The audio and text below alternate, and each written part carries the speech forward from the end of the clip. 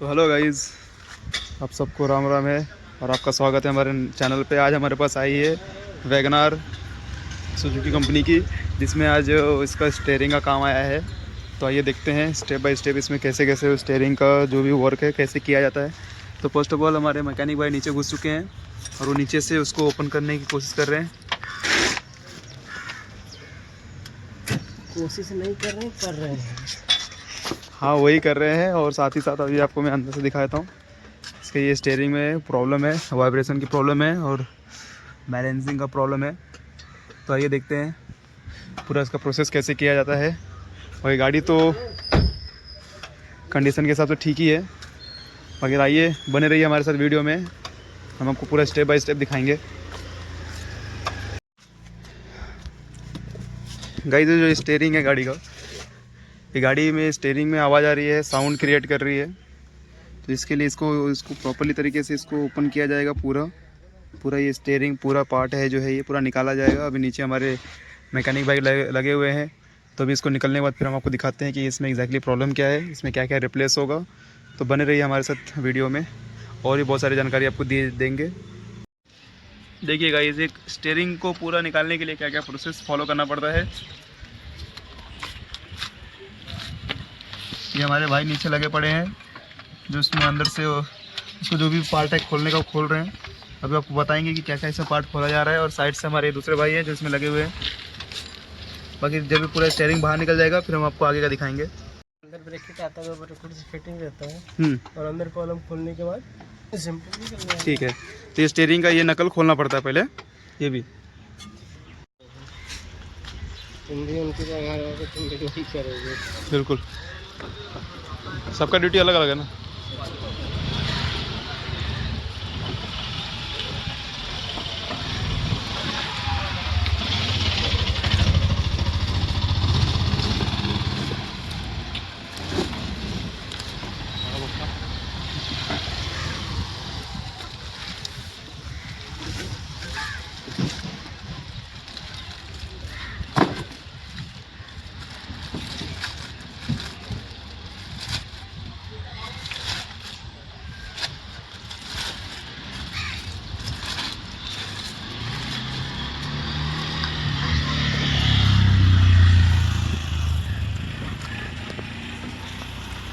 अभी जो नया स्टीयरिंग का ये जो पार्ट है, अभी इसको अंदर इंस्टॉल किया जा रहा है।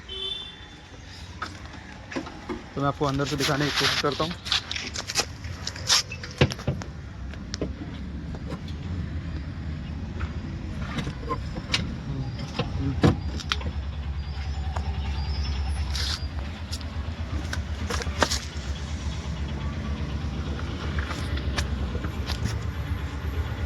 ये देख सकते हैं कितनी बारीकी से इसको काम किया जाता है। इसमें थोड़ी सी भी लापरवाही नुकसान पहुंचा सकती है।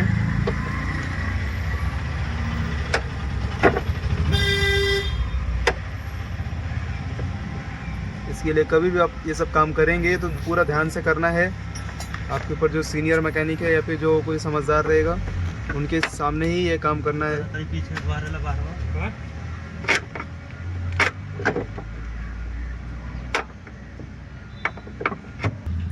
और ये पूरी तरीके से यहाँ पे अंदर फिट हो चुका है। तो इसको खाली अंदर इसके जो नट और जो इसके बोल्ट्स हैं उनको टाइट करने की ज़रूरत है बस। बाकी फ़िलहाल अभी ये पूरी तरीके से गाड़ी में आ चुका है।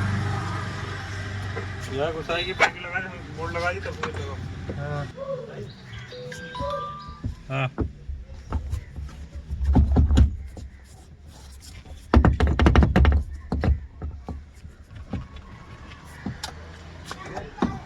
ये सारे प्रोसेस होते हैं जो इसको फॉलो करके ही एक स्टीयरिंग को प्रॉपर्ली तरीके से फिर से फिटिंग की जाती है। दिख रहा है कैमरे में, पहले देख। हाँ हाँ, दिख रहा है, बोलो ना आप। ये देखिए यहाँ पे 2 बोल्ट रहता है। रुक जा, मैं कैमरा भी दिखा के बोलता हूँ, इसमें बरोबर नहीं आ रहा है।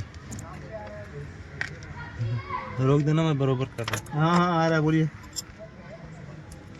यहाँ पे ब्रैकेट रहता है, 212 का बोल्ट रहता है, ये खोलना पड़ता है निकालने के लिए। और एक उस साइड ब्रैकेट है जहाँ दोनों साइड में ब्रैकेट लगा हुआ रहता है। हाँ, 212 का बोल्ट लगा हुआ रहता है, हाँ। उन दोनों को बिना खोले ये बाहर नहीं निकल सकता। 212 का इस साइड रहेगा, 212 का उस साइड कॉलम साइड रहेगा। हाँ 4 बोल्ट रहता है 12 का, ठीक है, वो खोलने के बाद ही वो निकलता है। बढ़िया। और बहुत आसानी से खुल जाता है, ऐसा कुछ ज़्यादा वो मगज भारी नहीं रहता है। बस खाली आपको पता होना चाहिए कि उसका हम्म। जगह कहाँ पे है।